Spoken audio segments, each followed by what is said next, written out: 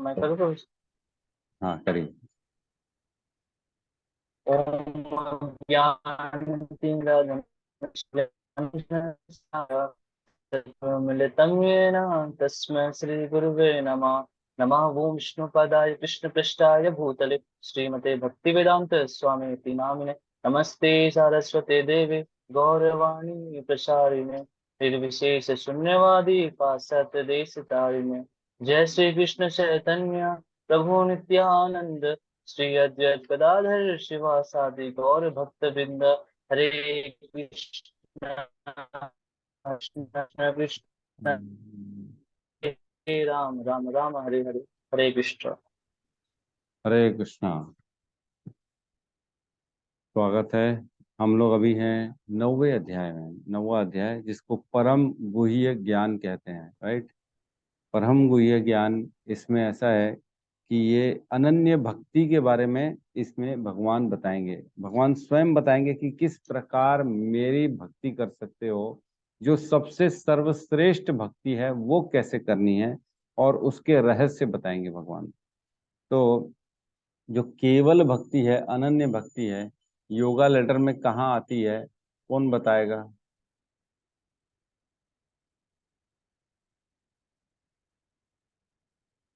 Yoga letter हमने पढ़ा है, कौन बताना चाहेगा योगा लेटर?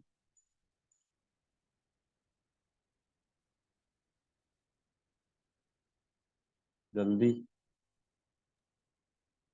मैं बताऊं तो हाँ बताइए प्रभु जी, और तो कोई आ भी नहीं रहा सामने। सबसे पहले प्रभु जी सकाम कर्म, फिर कर्म हम्म। कांड, फिर हम्म। निष्काम कर्म, फिर ज्ञान योग, ध्यान योग, भक्ति योग। ठीक है। इसके अलावा और? अब भक्ति योग का भी पार्ट बताना पड़ेगा ना, तब तो केवल भक्ति पता पड़ेगा कहाँ है अनन्य भक्ति। जी प्रभु जी। प्रभु जी भक्ति योग में प्रधानीभूत भक्ति के अंदर आता है सकाम मिश्रित भक्ति, निष्काम मिश्रित भक्ति, फिर सकाम सकाम मिश्रित भक्ति, निष्काम मिश्रित भक्ति, फिर उसके बाद सकाम निष्काम फिर योग, ध्यान, ज्ञान, ज्ञान मिश्र ज्ञान भक्ति। ज्ञान मिश्रित भक्ति, फिर उसके बाद अ, अ, योग मिश्र मोक्ष भक्ति। का योग मिश्रित भक्ति, फिर मोक्ष कामा भक्ति, फिर उसके बाद हाँ, नेक्स्ट में अनन्य भक्ति, केवल भक्ति, अनन्य केवल भक्ति भक्ति, जिसको केवल बोलते हैं। भक्ति। हाँ ऐसा आता है। देखिए, योगा लेटर में नीचे जो है ना, एक होता है गुणीभूत भक्ति, जिसमें गुण प्रधानता होती है, गुण की प्रधानता रहती है ना। जो आपके अंदर गुण है आप उनको छोड़ते नहीं हो। योग योग में ज्यादा है तो भक्ति का पार्ट कम रहेगा, गुण का पार्ट ज्यादा रहेगा, है ना। जैसे एक ग्लास है, उसमें अगर हम जूस मिलाएंगे और पानी मिलाएंगे, तो जूस सपोज करो भक्ति है और पानी जो है ना आपके गुण है। तो जूस की क्वांटिटी कम है, पानी की क्वांटिटी ज्यादा है। वो आ जाएगा योग लैडर में, जिसमें जैसे सकाम कर्म है, निष्काम कर्म है, कर्म कांड है, ज्ञान योग है, ध्यान योग है ना। उसके बाद जाके भक्ति योग आता है। तो इन सब में जो है ना, भक्ति योग को छोड़ के बाकी जितने भी योग हैं, इसमें भक्ति की क्वांटिटी कम होती है और पानी की क्वांटिटी ज्यादा, गुण की क्वांटिटी ज्यादा होती है। जैसे योगियों में योग करने की प्रवृत्ति ज्यादा होगी, वो योग के ऊपर ज्यादा फोकस्ड रहेंगे। भक्ति में थोड़ा सा किंचित मात्र थोड़ी बहुत अगर भक्ति हो गई तो उनसे हो गई। ज्ञान में भी जो ज्ञान कांड में, वो ज्ञान में ज्यादा आश्रित रहेंगे और भक्ति में कम रहेंगे। निष्काम में तो आप जानते हो, निष्काम ही करता रहता है, वो भगवान की भक्ति तो करता नहीं। तो इस प्रकार ये सारे जो है ना योगा के लेडर हैं। जैसे ही भक्ति योग में प्रवेश करता है, तो भक्ति योग में भी जो है ना, भक्ति की क्वांटिटी उसकी बढ़ जाती है, बाकी चीजों की क्वांटिटी कम हो जाती है। तो जब भक्ति की क्वांटिटी बढ़ जाती है, भगवान के प्रति उसका समर्पण बढ़ जाता है, तो वो मिश्र हो जाती है। उसमें प्रधानीभूत, उसमें प्रधानता किसकी रहती है? भक्ति की प्रधानता रहती है, इसलिए उसको प्रधानीभूत भक्ति कहते हैं। प्रधानीभूत भक्ति में जैसे सपोज करो सकाम मिश्र भक्ति है, तो उसके अंदर सकाम भी है लेकिन भक्ति भी आ गई है। तो हमने ऑलरेडी एग्जाम्पल देखा, 7:14 है कि 7:16 है, जिसमें भगवान कहते हैं कि चतुर्विधा भजन्ते माम जना सुकृतिनो अर्जुन, है ना। अर्थ अर्थी, अर्थ अर्थ जिज्ञासु, अर्थ आर्थी, ज्ञानी च भरत ऋषभ। मतलब इसमें अर्थ जो है, जो परेशान है, जो पीड़ित है, जिज्ञासु जो है, जिसको ये जिज्ञासा है कि मैं भक्ति करूं, भगवान के बारे में पता करूं, और अर्थ आरती, जिसको पैसा धन संपत्ति चाहिए, ये तीन जो हैं एग्जाम्पल सकाम मिश्र भक्ति के। इनके अंदर भक्ति भी है, लेकिन भक्ति क्यों कर रहे हैं? क्योंकि उनके अंदर कुछ चाहिए, अपनी अपनी सकाम, उनकी अब मनोभावनाओं को पूरा कंप्लीट करना है, उनको अपनी इच्छाएं पूर्ति करने के लिए भक्ति के पास आए हैं। और जो है ना, निष्काम भक्ति में हमने बताया कि उसी का जो ज्ञानी है ना, जिसको ये ज्ञान है, मालूम है कि मेरे को भक्ति करनी है। क्यों करनी है? क्योंकि मेरे को मालूम है कि भगवान इस सुप्रीम पर्सनालिटी ऑफ गॉड है, भगवान सबसे ऊपर है, इसलिए भक्ति करनी। तो ज्ञानी है, उसको ये ज्ञान है, इसलिए वो निष्काम कर्म करता है। मेरे को मालूम है मेरे करने से कुछ होना नहीं है, जो होना है प्रभु की इच्छा से होना है, मेरे को सिर्फ कर्म करते जाना है, उसका फल भगवान को देते जाना है, मेरे को कुछ नहीं मालूम, बस इसी में जो लगा रहता है वो निष्काम मिश्र भक्ति में आ जाता है। फिर आ जाता है ज्ञान मिश्र भक्ति। ज्ञान मिश्र भक्ति जिसके अंदर गीता का ज्ञान है, जिसके अंदर भागवतम का ज्ञान है, जिसके अंदर भगवान के तत्व का ज्ञान है, और वो ज्ञान पे ज्यादा, ज्ञान भी उसके अंदर थोड़ा आश्रित रहता है, ज्ञान के भरोसे ज्यादा, मतलब ज्यादा तो नहीं रहता, लेकिन ज्ञान का भरोसा उसमें रहता है। तो ज्ञान मिश्र भक्ति, भक्ति भी करता है और उसके अंदर ज्ञान की भी थोड़ी बहुत है स्थिति, है ना, मिश्र है उसमें, ज्ञान भी मिश्र है। फिर उसके बाद है योग मिश्र भक्ति। हमने अभी देखा योग मिश्र भक्ति में मतलब जिसमें योग, अष्टांग योग, और जो है ना बाकी सारे योगासन जो होते हैं वो भी करता है आदमी, ध्यान केंद्रित करता है। लेकिन उसके अंदर जब जो सिर्फ ध्यान वाले रहते हैं ना, उसमें जब ये आ जाता है कि सिर्फ कृष्ण ही भक्ति, अब कृष्ण के ऊपर केंद्र करना है हमारे को ध्यान, और कोई नहीं है इस संसार में जो हमको इधर से मुक्ति दिला सकता है, या और कोई नहीं है supreme personality of God head, सिर्फ कृष्ण ही भगवान है, ईश्वर परम कृष्ण सच्चिदानंद विग्रह अनादिरादिर गोविंद सर्व कारण कारणम, जो इसको, जो ये ध्यान में रखते हुए ध्यान करता है, वो हो जाता है योग मिश्र भक्ति। फिर आता है मोक्ष कामी भक्ति, है ना। मोक्ष कामी भक्ति में जिसमें मोक्ष की भावना आ जाती है, जो कि हमने पढ़ा 7.29 नंबर श्लोक है, एक ही श्लोक है जो कि मोक्ष काम भक्ति के लिए, राइट, है ना। उसमें कहते हैं जो जरा तथा मृत्यु से मुक्ति पाने के लिए यत्नशील रहता है, वे बुद्धिमान व्यक्ति मेरी भक्ति की शरण ग्रहण करते हैं, वे वास्तव में ब्रह्म हैं, क्योंकि वे दिव्य कर्मों के विषय में पूरी तरह से जानते हैं। तो जिसके अंदर अब इस संसार से आना नहीं है, मेरे को इस संसार में, मेरे को दोबारा इधर पैदा ही नहीं होना है, मेरे को बस भगवान के धाम में जाना है ना, मैं इधर चाहता नहीं हूँ दोबारा मेरे को जन्म। तो जिसके अंदर ये चाहत होती है कि मेरे को इस जन्म मृत्यु के चक्र से छुटकारा पाना है, वो चाहता है मोक्ष, और वो इसीलिए इसी कामना से भक्ति करता है, तो उसको कहते हैं मोक्ष कामी भक्ति। और उसके बाद आता है केवल भक्ति, जिसमें सिर्फ और सिर्फ भक्ति होती है, उसकी कोई कामना ही नहीं होती, उसके अंदर कोई गुण भी नहीं होते, वो सारे गुणों को छोड़ देता है, हर चीज को भगवान पे छोड़ देता है, चाहे उसके जो भी उसकी आशाएं हो, चाहे जो उसके गुण हो, जो इच्छाएं हो, चाहे जो भी हो, सब भगवान पे, जैसा रख तू मैं रहूंगा, जैसी स्थिति रहेगी मेरी, मैं बस तेरा नाम लेते रहूंगा, मैं तेरे भरोसे और कुछ नहीं, मैं जैसा हूं बस तेरा हूं।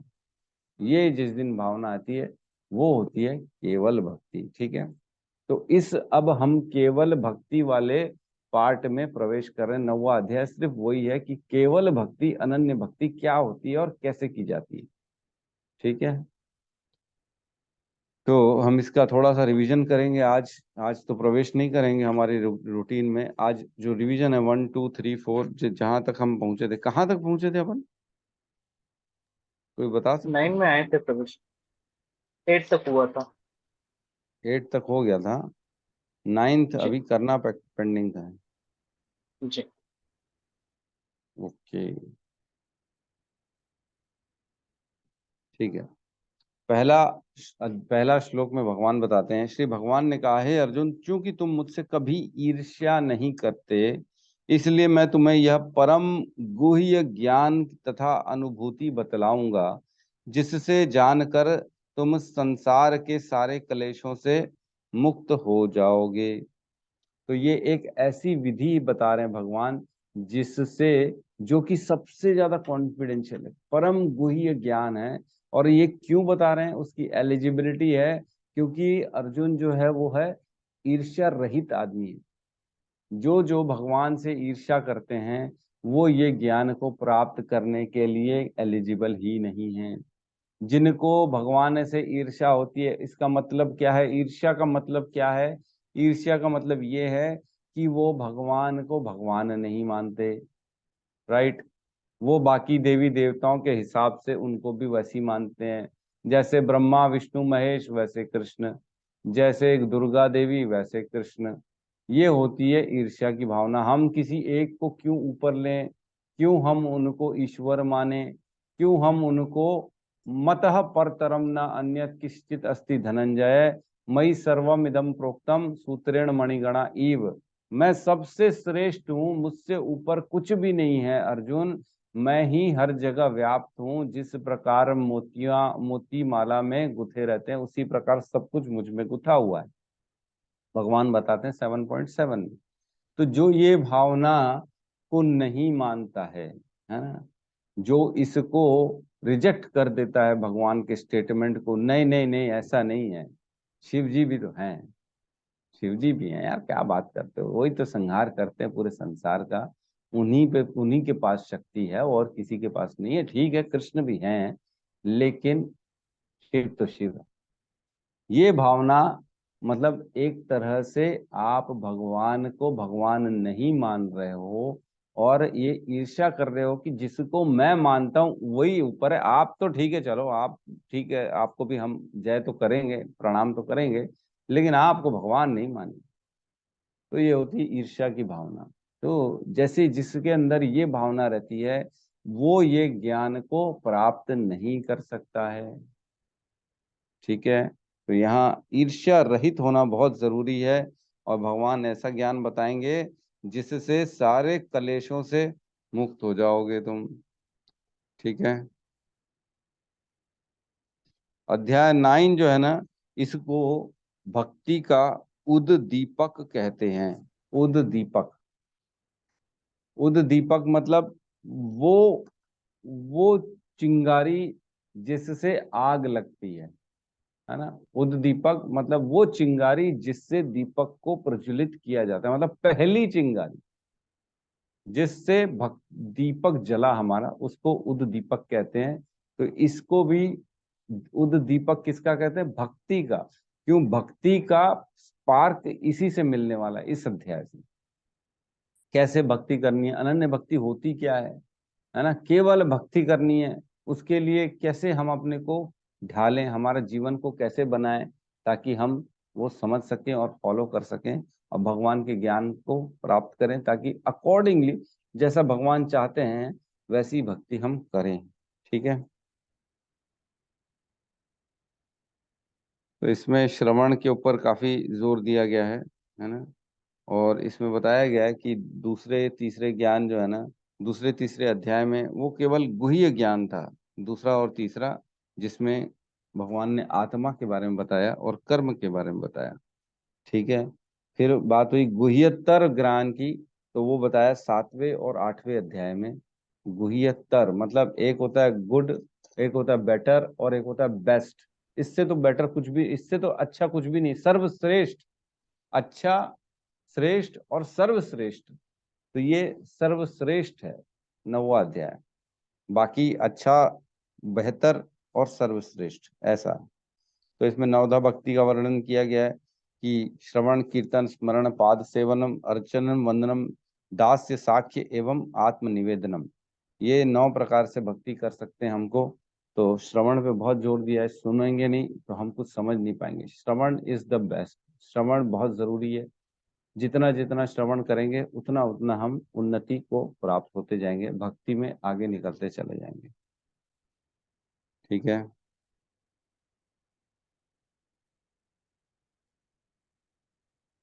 ठीक है। सेकंड श्लोक जो है बहुत इंपॉर्टेंट श्लोक है, हमने सबने याद भी किया था।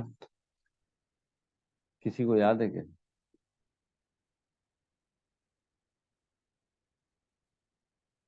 कोई बोलना चाहेगा? राज विद्या।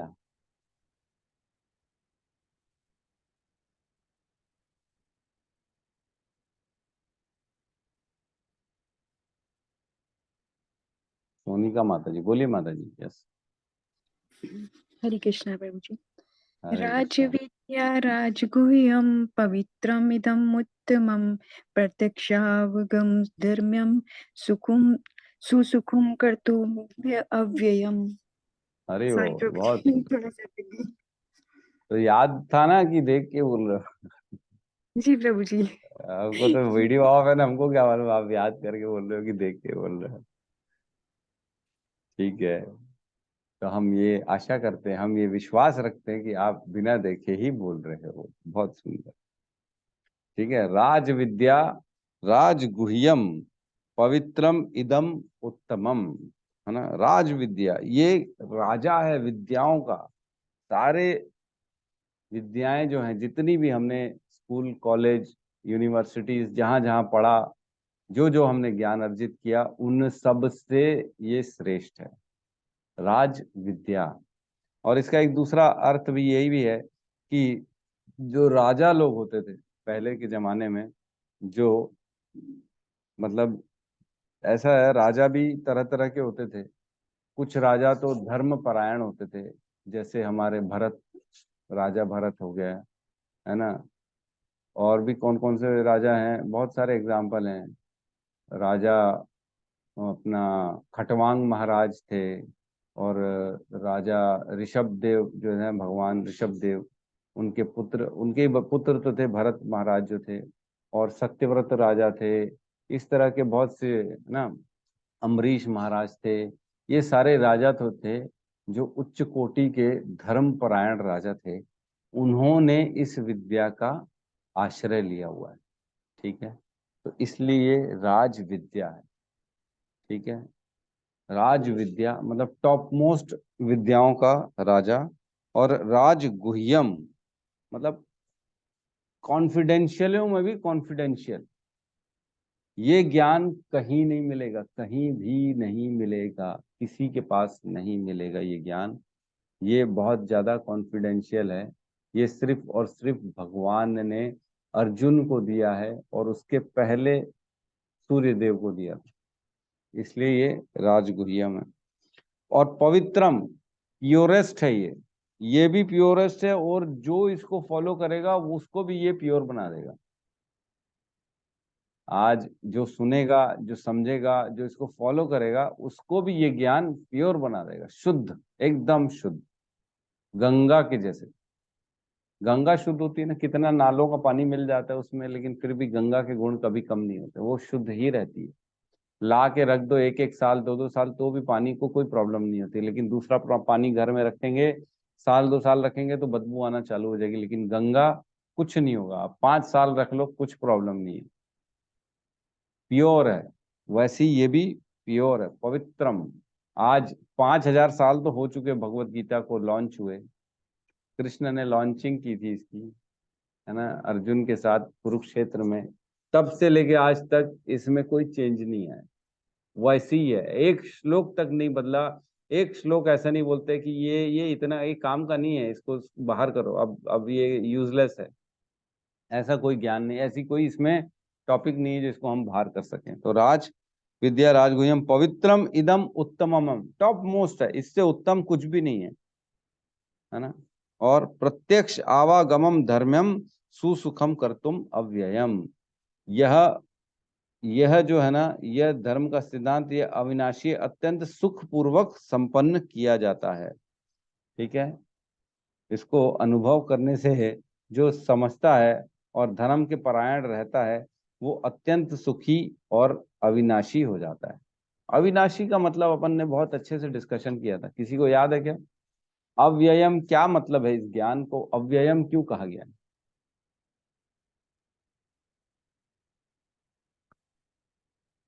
प्रभु जी, कभी कभी इसका नाश नहीं होता है।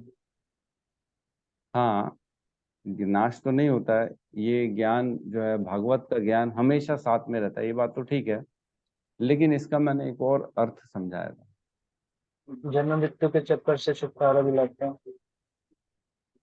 वो तो कोई भी जो है ना गुण प्रधानीभूत भक्ति से, किसी भी भक्ति से आप जो है ना जन्म मृत्यु के चक्र से छुटकारा पा सकते हो।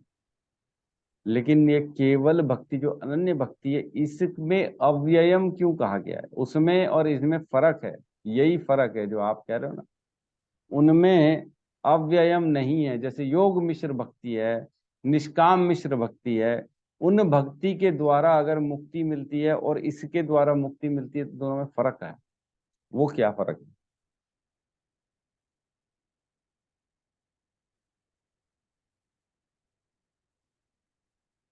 कौन बनेगा करोड़पति? अनन्य भक्ति के पति कौन बनेगा?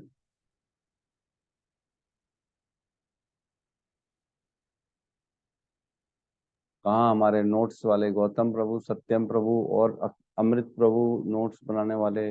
और कौन है नोट्स तो बनाने वाले? प्रभु जी, इसमें जैसे आपने बता रहे थे कि अब यहाँ इस चैप्टर से जो योग का मतलब है वो भक्ति हो जाएगा। इस चैप्टर से योग का मतलब, ज्ञान का मतलब भक्ति हो ज्ञान, जाएगा, ज्ञान का योग। मतलब, सॉरी, ज्ञान हाँ, का मतलब भक्ति हो ज्ञान का जाएगा। मतलब यहाँ से, क्योंकि ये ऐसा ज्ञान है जिससे भक्ति सिखाई जा रही है। इसको ज्ञान को प्राप्त करेंगे तो हम इस ज्ञान से भक्ति करना सीखेंगे कि भक्ति, सिर्फ और सिर्फ भक्ति क्या होती है। नो अनएलॉयड भक्ति, प्रभुपाद कहते थे अनएलॉयड भक्ति होनी चाहिए, अनएलॉयड डिवोशन। एलॉयड मतलब, एलॉय बोलते हैं ना, एलॉय मतलब मिश्रित होती है, धातुओं का मिश्रण को एलॉय बोलते हैं। इसलिए अनएलॉयड डिवोशनल सर्विसेज मतलब किसी भी चीज की मिश्र नहीं होना चाहिए, केवल भक्ति होना चाहिए, ओनली एंड ओनली भक्ति, वो है ये। अव्ययम क्यों कहा गया है? बताओ, कौन बताएगा हमारे? हरे कृष्णा प्रभु जी। जी माता अव्यय जी, अरे। अव्ययम अव्ययम का अर्थ यह है कि यह मुक्ति के बाद भी लगातार चलता रहता है, निरंतर खत्म नहीं होता है। अब इनके लिए तालियां होनी चाहिए। बहुत बढ़िया माता जी, बहुत बढ़िया। जो हम कर रहे हैं ना यहाँ पे, जो भगवान की सेवा कर रहे हैं, जो भक्ति कर रहे हैं, ये वहां जाके गोलोक धाम में भी चलता रहेगा, ये बंद नहीं होगा। अव्ययम जो यहाँ कर रहे हैं, वो भी वहीं जाके भी वही भगवान का हरे कृष्ण नाम करना है, कीर्तन करना है, नाच गाना करना है, भगवान की गुणगान करना है, सेवा करनी है। जो यहाँ कर रहे हैं वही वहां पे भी करेंगे। लेकिन अगर मिश्र भक्ति में चले जाएंगे तो हम गोलोक धाम नहीं जा पाएंगे, क्योंकि हमारे अंदर थोड़ी सी भावना हमारे गुणों की रहेगी। इसलिए दूसरे लोकों में जाएंगे और वहां जाके ये काम नहीं कर पाएंगे। वहां का ऐश्वर्य, भगवान जैसे वैकुंठ में चले गए, कोई और धाम में चले गए, ब्रह्म में चले गए, तो वहां पे जाके आप भक्ति नहीं कर सकते, वहां भगवान की सेवा नहीं कर सकते, वहां जाके कीर्तन नहीं कर सकते हो। ठीक है। बहुत सुंदर माता जी, आपने तो सही में, आप आप भी नोट्स बनाते हो क्या? हरे कृष्ण प्रभु जी, थोड़ा थोड़ा बनाती हूँ। बहुत सुंदर, बहुत बढ़िया, बहुत सुंदर। ठीक है। तो ये अव्ययम मतलब कभी भी ये वाली भक्ति खत्म नहीं होती है, ये आफ्टर जन्म मृत्यु के चक्र से छूट जाएंगे तो भी ये कंटिन्यू होती रहेगी, वहां भगवत धाम में भी चलती रहेगी। तो बहुत इंपॉर्टेंट श्लोक था, इसमें हमने काफी चीजें चर्चा की थी कि किस प्रकार ये हमें खाली इसके, इसमें दो तीन श्लोकों का भी वर्णन है। अप्रारब्ध फलम पापम कूटम बीजम फलेन मुखम क्रमणेव प्रलीयते विष्णुर्भक्ति आत्मनः। मतलब भक्ति करने से धीरे धीरे सारे हमारे कर्म कट जाते हैं। कौन कौन से सबसे पहले कटते हैं? अप्रारब्ध सबसे पहले कटते हैं, फिर पापम कटते हैं, फिर कूटम कटते हैं, फिर बीजम कटते हैं, फिर कटते हैं फलेन मुखम, जिसको हम प्रारब्ध कहते हैं, जो अभी चल रहे हैं हमारे प्रारब्ध। और ये प्रारब्ध काटना बहुत बहुत बहुत मुश्किल है, लेकिन कटते हैं। अनन्य भक्ति से कटते हैं, बहुत मुश्किल से कटते हैं, लेकिन कटते हैं। जिस प्रकार हम होटल में जाते हैं और ऑर्डर देते हैं, सपोज करो आपने खाने के लिए, गौतम प्रभु ने 10 आइटम का ऑर्डर दे दिया, ठीक है, 10 आइटम मैं खाऊंगा आज। पनीर भी खाऊंगा, मटर भी खाऊंगा, गोभी भी खाऊंगा, दाल भी पीऊंगा, बिरयानी भी खाऊंगा, सब खाऊंगा। ऑर्डर कर दिया इन्होंने अकेले में। फिर बाद में इन्होंने ऑर्डर किया तो इनको लगा यार मैं इतना तो खा नहीं पाऊंगा, एक काम करता हूँ 5 आइटम को कैंसिल कर देता हूँ। तो बुलाते हैं मैनेजर को, बोले यार एक काम करो बहुत ज्यादा हो जाएगा, 5 आइटम कैंसिल करो। तो 5 आइटम, मैनेजर बोलता है रुको मैं चेक करता हूँ, अगर अगर कुकिंग चालू हो गई होगी तो मैं कैंसिल नहीं करूंगा। ठीक है, तो जाते हैं, बोले ठीक है साहब 5 आइटम आपके कैंसिल, 5 आइटम कुकिंग में चालू नहीं हुई थी इसलिए कैंसिल। फिर थोड़ी देर बाद और गौतम प्रभु को लगा नहीं यार 5 आइटम भी जो मैं मंगा रहा हूँ वो भी मेरे को थोड़ा सा 1-2 आइटम उसमें और कम हो जाए तो ठीक हो जाएगा। तो बुलाते मैनेजर को, यार बोले एक काम करो जो 5 आइटम कुकिंग चालू हो चुकी है उसमें से भी देख लो, 1-2 आइटम कैंसिल कर दो। मैंने गलती से इतना ज्यादा बोल दिया, मैं इतना बड़ा मेरा पेट नहीं है जितना मैं तुमको ऑर्डर दे दिया था, मैं क्या करूंगा इसका। तो मैनेजर बोलता है ठीक है सर रुको मैं देखता हूँ, ऐसी चीज का ऑर्डर कैंसिल करूंगा जो हमारे को प्रॉब्लम नहीं हो, कुकिंग तो हो चुकी है उसकी चालू, ताकि लेकिन सर्विंग में कोई प्रॉब्लम नहीं हो, उसको थोड़ी देर रख के हम किसी और को भी दे सकते हैं, तो वो मैं आइटम आपके कैंसिल कर सकता हूँ, बाकी नहीं कर सकता। तो जाता है मैनेजर, देखता है ठीक है, बोले चलो 5 में से भी 2 आइटम ऐसे हैं जिसको कुकिंग से कोई फर्क नहीं पड़ेगा, हम उसको कैंसिल कर सकते हैं, किसी और को भी दे सकते हैं थोड़ी देर बाद या शाम को। तो आ जाता है मैनेजर, बोलता है ठीक है साहब आपका हमने ये भी 2 कैंसिल कर दिया। लेकिन अब 3 आइटम बचे और तीनों प्लेट में टेबल में आ गए, गौतम प्रभु के टेबल के सामने है। लेकिन गौतम प्रभु का हृदय जो है ना एकदम भर गया है। अब बोले आज तो मैं नहीं खा पाऊंगा यार, मेरे पेट में मतलब गड़बड़ हो रही है, गुड़गुड़ हो रही है, मैं कैसे करूं। तो उन्होंने फिर मैनेजर को बुलाया, यार 3 ला लिए इसमें से भी कुछ कैंसिल कर दो यार। मैनेजर बोला नहीं साहब ये तो बहुत मुश्किल है, ना के बराबर है, कैंसिल तो नहीं हो सकता, अब तो आपको इसका पैसा देना ही पड़ेगा। तो बोले देख लो यार मेरी तबीयत ठीक नहीं है, मैं नहीं खा पा रहा हूँ। तो मैनेजर बोलता है रुको मैं मालिक से पूछ के आता हूँ, अगर तो मालिक बोलेगा तो कैंसिल हो सकता है, नहीं तो नहीं हो सकता। इसी प्रकार हमारे अप्रारब्ध वो हैं जो कुकिंग में नहीं है, वो पड़े हुए हैं, वो इजीली कट सकते हैं। थोड़ी सी चैंटिंग की भक्ति की है, सबसे पहले अप्रारब्ध कट जाते हैं, इजीली कट जाते हैं, कोई फर्क नहीं पड़ता। फिर पापम, फिर पापम वो हो गए जो रास्ते में हैं, पाप अभी मतलब आने वाले, अभी आए नहीं है, आए जाएंगे, कभी भी आ सकते हैं लेकिन आए नहीं है, ठीक है वो भी कट जाएंगे। फिर कटते हैं बीजम, कूटम और बीजम। जो कूटम और बीजम है वो, और जो अप्रारब्ध और प्रारब्ध इन दोनों के बीच के जो होते हैं ना उनको कूटम और बीजम कहा जाता है। तो ये कूटम और बीजम, बीजम जो है ना हमारे अंदर के संस्कार होते हैं, मैंने आपको बताया था, नए पाप करने के संस्कार को बीज कहा जाता है। सॉरी, नए पाप करने के संस्कार को कूटम कहा जाता है, बीजम नहीं कहा जाता, कूटम कहा जाता है। ठीक है, और बीज और कूट दोनों के बीच के होते हैं। अप्रकट प्रारब्ध, अप्रकट अप्रारब्ध और प्रकट प्रारब्ध के बीच का जो जो जो हमारे है ना कर्म, उसको कहा जाता है कूटम और बीजम। और कूटम हमारे संस्कार में रहते हैं, प्रवृत्तियां ही रहती हैं कि हम पाप तो करेंगे, क्योंकि हमने अपने आप को ऐसा ढाल दिया है, अपने आप को ऐसा रूटीन में डाल दिया कि नहीं ये तो गंदगी, ये जो पाप वाले काम है वो हम करते ही हैं, तो इसको कूटम कहा जाता है। तो इस प्रकार धीरे धीरे ये कटते हैं।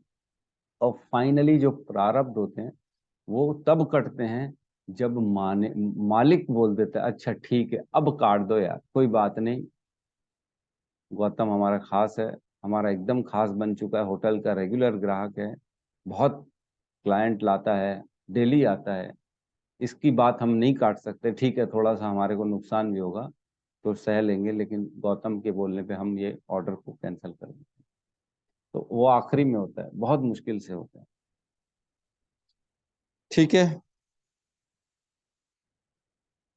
और इसमें बताया गया है कि प्रचार कार्य से पाप जल्दी नष्ट होते हैं। जो विधि है सबसे इजीली इन सब को काटने की, वो है भगवान का नाम और भगवान का प्रचार।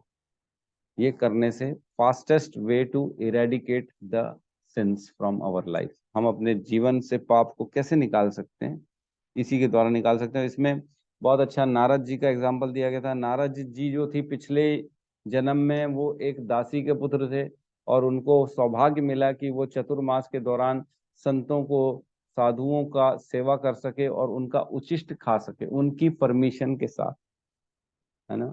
उन्होंने परमिशन मांगी, उनके प्लेट में जो बच जाता था वो खाते थे और सेवा करते थे। सिर्फ खाने से और सेवा करने से उनके सारे पाप खत्म होके वो इतने ज्यादा उन्नत हो गए कि उनके अंदर स्वतः सारा ज्ञान प्रकट हो गया, और वो भगवान को प्राप्त करना चाहते थे, जिसमें कि उनकी बाधा थी उनकी माता। उनका भी स्वर्गवास हो गया, उनका भी निधन हो गया। तो नारद जी ने सोचा शायद ये भी भगवान के द्वारा मेरे भले के लिए किया गया है। एक ही मेरा बंधन था, वो भी भगवान ने काट दिया। अब मैं निश्चिंत होकर भगवान की भक्ति कर सकता हूँ। और उन्होंने सब छोड़ छाड़ के जंगल की दिशा में चले गए, और उन्होंने वहां पे भगवान की काफी चिंतन किया, भक्ति किया। ठीक है। तो जरूरी नहीं है कि सिर्फ हमारे बल पे, अपने बल पे हम भक्ति को प्राप्त करते हैं। हम वैष्णव का उचिष्ट खा के भी भक्ति को प्राप्त कर सकते हैं। तो इसमें दो चीजें हमने पढ़ी थी, है ना। इसमें नहीं, नेक्स्ट चीजें नेक्स्ट श्लोक में पढ़ी थी। नेक्स्ट श्लोक में तीसरे नंबर में आते हैं, ये बहुत इंपॉर्टेंट है। इसको हमने इंपॉर्टेंट की कैटेगरी में रखा था। अश्रद्धाना पुरुषः धर्मस्य अस्य परंतपः, है ना। और अप्राप्य माम निवर्तन्ते मृत्यु संसार वर्तमनी, मतलब जो अश्रद्धावान पुरुष है, जो धर्म के प्रति अश्रद्धा रखते हैं, उसका क्या होता है धनंजय, परंतप, मैं बताता हूं तुम्हारे को। वो क्या करते हैं, वो मुझे प्राप्त नहीं करते हैं। अप्राप्त माम, और निवर्तनते, निवर्तनते मतलब आना जाना लगा रहता है, कहाँ पे, मृत्यु संसार वर्तमनी, मृत्यु के संसार में, मतलब इस लोक में आना जाना उनका लगा रहता है, जन्म मृत्यु होता रहेगा। ठीक है। अश्रद्धा दान, जिसका श्रद्धा नहीं है, मतलब पहली क्वालिफिकेशन हो गई ईर्ष्या रहित होना, अब दूसरी हो गई अश्रद्धा अगर रखोगे तो ये हाल हो जाएगा। तो सबसे मोस्ट इंपॉर्टेंट इज श्रद्धा, है ना। श्रद्धा बहुत जरूरी है। हमने पढ़ा था कि मृत्यु सबकी होती है, हर काल में मृत्यु रहती है। ऊपर के लोकों में मृत्यु रहती है, नीचे के लोकों में मृत्यु रहती है, छोटे से छोटे प्राणी की मृत्यु होती है, बड़े से बड़े प्राणियों की मृत्यु होती है, चाहे देवता क्यों न हो, चाहे कोई क्यों न हो। हमने इसमें बहुत अच्छा पढ़ा था, साधु ये मुर्दों का गांव, 9 भी मरी है, 10 भी मरी है सहस्त्र 88, 33 कोटि देवता मरी है, राजा हूं मरी है, रंक हूं मरी है। सब मरे हैं, सब मरे, हर कोई मरा है, कौन नहीं मरा है। तो मरेंगे सब, और इसी मृत्यु संसार के चक्कर में लगे रहते हैं। तो श्रद्धा अगर है तो आदमी इनको काट के बाहर निकल सकता है। तो दो प्रकार की हमने इसमें भक्ति पढ़ी, है ना, साधन सिद्ध और कृपा सिद्ध। साधन सिद्ध वो होता है जो अपने आप के, अपने बल पे ज्यादा विश्वास करता है, दूसरों पे विश्वास नहीं करता, उसको साधन कहते हैं। और कृपा सिद्ध मतलब वो अपने गुरु आचार्य वैष्णव की कृपा पे निर्भर होता है। भैया मेरे में सामर्थ्य नहीं है, मेरे गुरु, मेरे आचार्य, उनकी कृपा है जिसके कारण ये मेरे साथ हो पा रहा है ना।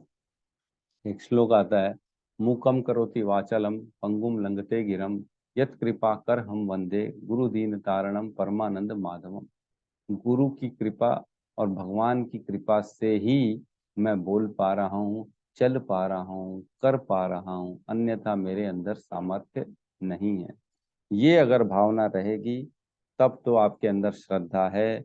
अगर ये भावना नहीं रहेगी, अरे मैं पढ़ता हूँ प्रभु जी, मैं समझाता हूँ, मैं भक्ति करता हूँ, मैं 16 माला करता हूँ, मैंने अर्चा विग्रह की सेवा की है, मैंने इतना सुंदर बनाया है, मैंने मंदिर में सेवा दी है, मैंने डोनेशन दिया है, ये अगर ये सब आएगा, ये अगर भावना आएगी कि मैं, तो फिर बकरी बन जाओगे, है ना। मैं कौन करती है, बकरी करती है, और कोई नहीं करता। तो ठीक है। तो श्रद्धा के हमने 3 पढ़े, एक होती है कोमल श्रद्धा, एक परिपक्व श्रद्धा, और एक होती है अटूट श्रद्धा, है ना। और उसी प्रकार 3 भक्त की भी कैटेगरी होती है। एक होता है कनिष्ठ अधिकारी, एक होता है मध्यम अधिकारी, एक होता है उत्तम अधिकारी। ठीक है, तो उत्तम अधिकारी जो होता है ना, वो अपने आप को उत्तम समझता है। क्यों? सबसे बेस्ट मैं हूं, है कि नहीं? उत्तम अधिकारी मतलब सबसे श्रेष्ठ मैं हूं, इसकी ये भावना जिसके अंदर है वो उत्तम अधिकारी है कि नहीं?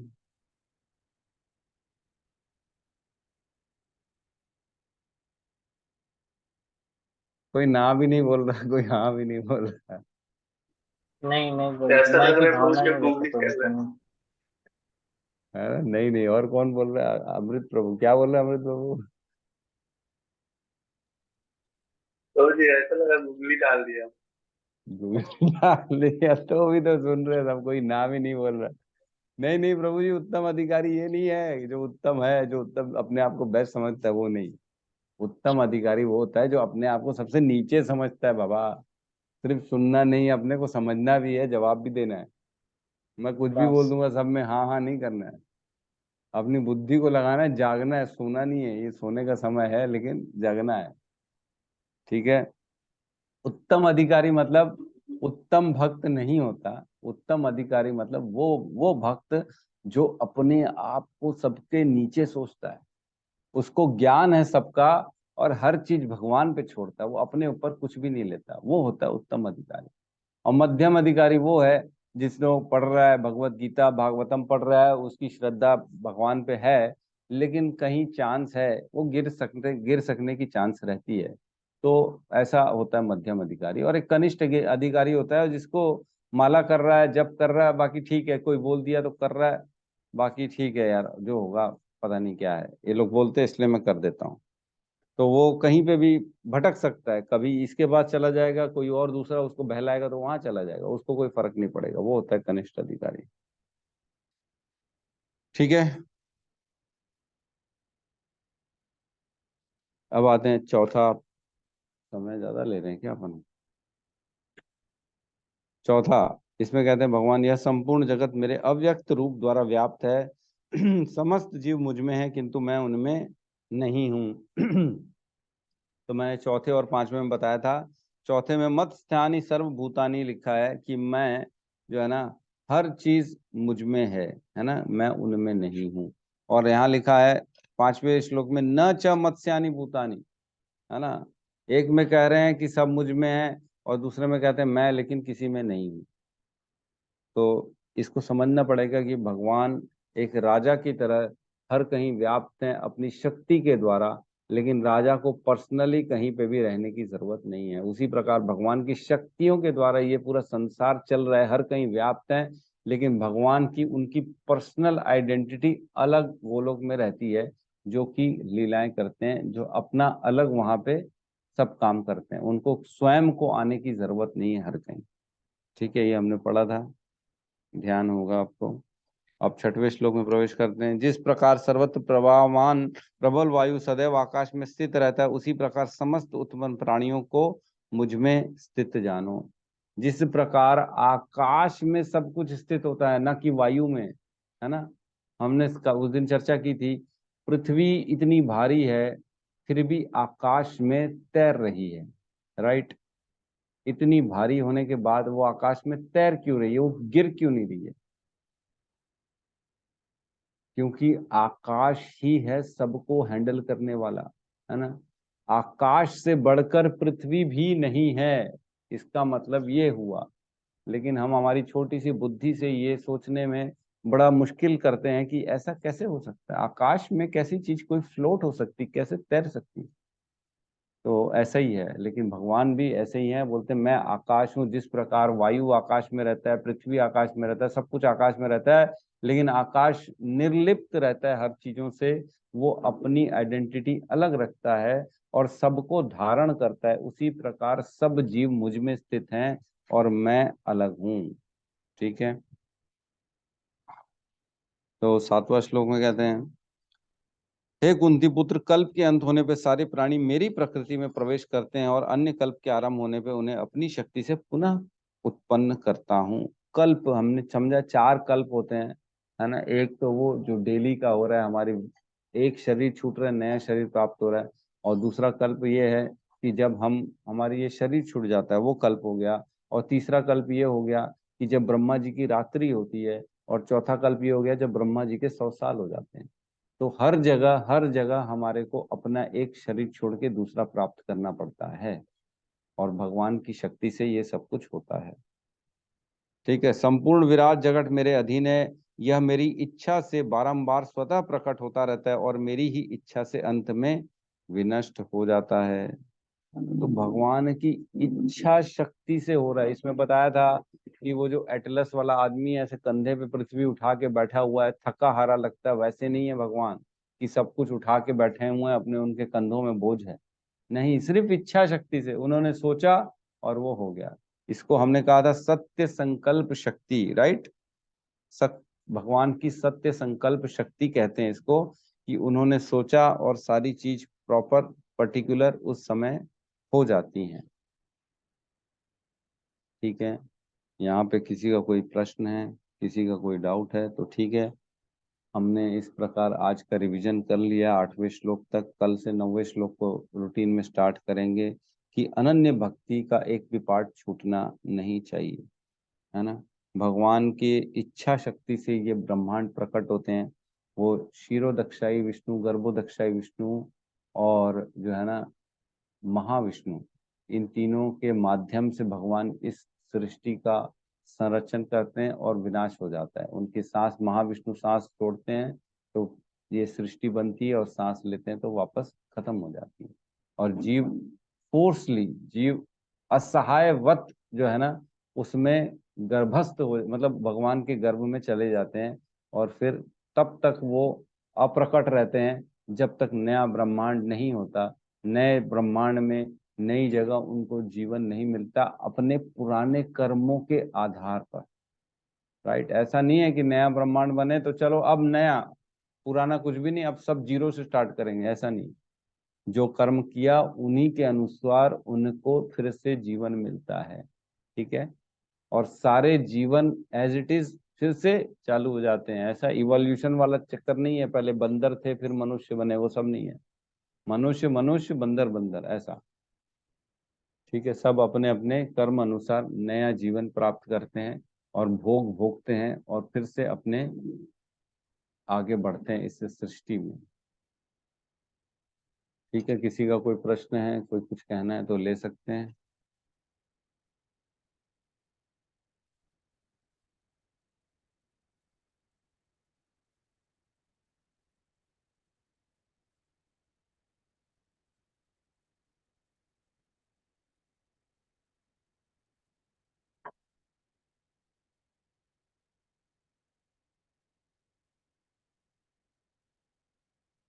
ठीक है, सबको समझ में आ गया। पूछते हैं तो कोई बताता नहीं है। गलत बोलते हैं तो भी सुन लेते हैं चुपचाप। उत्तम अधिकारी कौन है? हाँ, यही है उत्तम अधिकारी, मयूरी माता प्र- जी।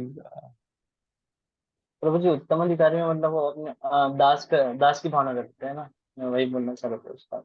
देखो क्या होता है, हाँ दास की भावना रखते हैं वो, और अपने आप को उत्तम मानते ही नहीं है वो। ये एक प्रॉपर्टी, ये उनकी फीचर होता है कि वो उत्तम होते हुए अपने आप को उत्तम नहीं मानते हैं, क्योंकि क्योंकि वो उत्तम है इसलिए वो अपने आप को उत्तम नहीं मानते। ये तो वो मानते हैं कि मेरे गुरु की कृपा के कारण हो रहा है ऐसा है। जिस प्रकार हमारे इस्कॉन में गुरु की गद्दी हमेशा खाली रहती है, बोले मैंने नहीं कुछ किया, मेरे गुरु ने कराया मेरे से। मैं कौन होता हूँ, मेरे को कुछ नहीं आता है। ये भावना होती है उत्तम अधिकारी की।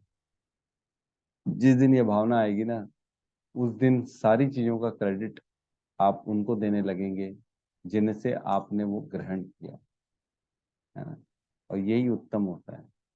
जिस दिन हम, देखो, ये भावना बहुत जरूरी होती, बहुत ज्यादा जरूरी होती है।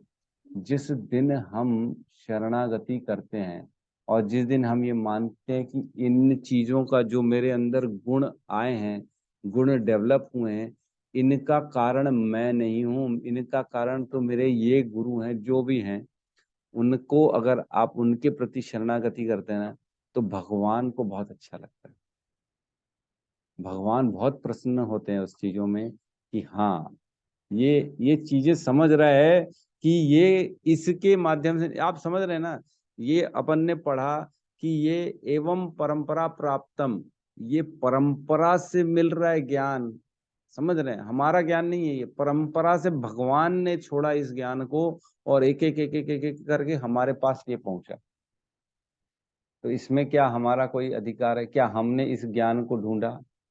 क्या हमने इसका एनालिसिस करके साइंटिस्ट की तरह हमने निकाला, अरे मैंने खोजा ये चीज, मैंने बल्ब बनाया, मैंने फोन बनाया, मैंने गाड़ी बनाई, क्या मैं इंजीनियर हूँ? मैंने बनाया, बैठ के पेपर में रिसर्च किया, आत्मा के बारे में माइक्रोस्कोप से ढूंढा, फिर निकाला ऐसा ऐसा होता है, ऐसा होता होता है।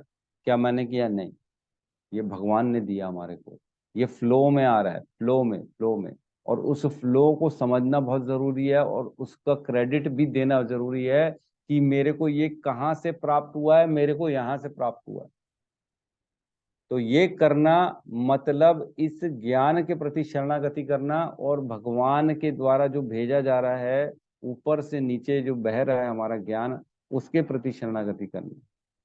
और भगवान देखते हैं और बड़े प्रसन्न होते हैं। हाँ, और आपके अंदर धीरे धीरे मतलब आप धीरे धीरे और समझने लायक बन जाओगे, धीरे धीरे और समझोगे, अरे ये भी समझ में आ रहा है, ये भी समझ में आ रहा है।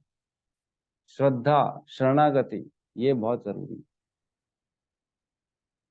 ठीक है,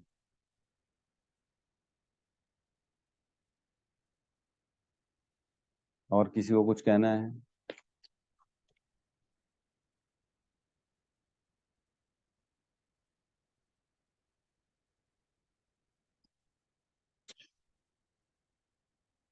ठीक है, तो यहाँ पे हम क्लास को क्लोज करते हैं। कल 9.09 से हमारा स्टार्ट करेंगे हम दोबारा। ठीक है, सब मिलके हरे कृष्ण महामंत्र का जाप कर लेते हैं। अनम्यूट कर सकते हैं सारे लोग।